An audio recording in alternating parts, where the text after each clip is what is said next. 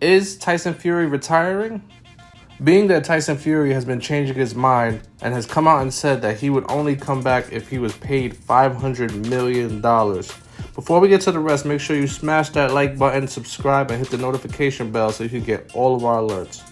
Fury first announced his retirement after his fight with Dillian Whyte in April to retain his WBC title. Then in June, he announced that he would be coming back to the ring, saying that he had his sights set on a third bout with Derek Chisora.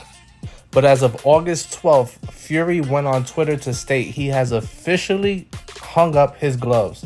He tweeted, "Massive thanks to everyone who had an input in my career over the years, and after long, hard conversations, I finally decided to walk away. And on my 34th birthday, I say, bon voyage." So which one is it, Fury? Honestly, I would love to see Fury come back. To be roughly 6'9" with his type of movement and defensive ability. However, he does look happy in his retirement. Pressure washing his driveway seems to be his main hobby now. I'm sure there's other things he has to get done in the house as well. In other fight news, Deontay Wilder is back and is set for his first fight since the Tyson Fury trilogy.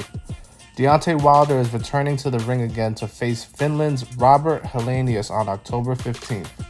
The former WBC heavyweight champ with a record of 42-2-1 was stopped by Fury in the 11th round. He caught his second straight loss to Fury after his first fight being a draw.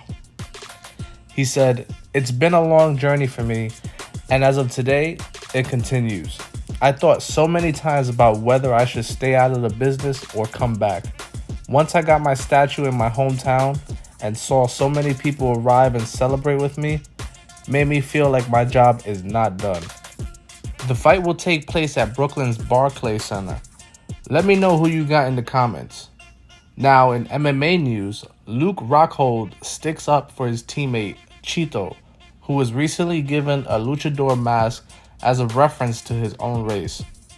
But here's the catch: Chito is Ecuadorian.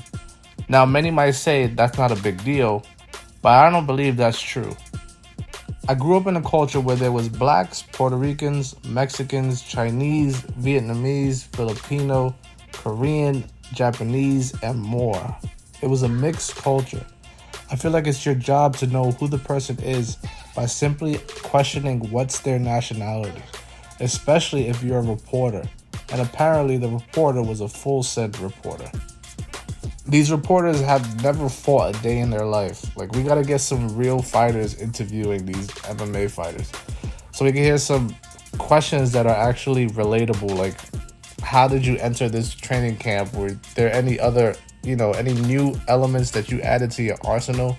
Or what are you doing differently this fight that you didn't do for the last fight? Like, we want to get down to the nitty gritty. But anyway, let me not get too emotional. Make sure you like, subscribe, hit the buttons, you know what to do, and stay tuned and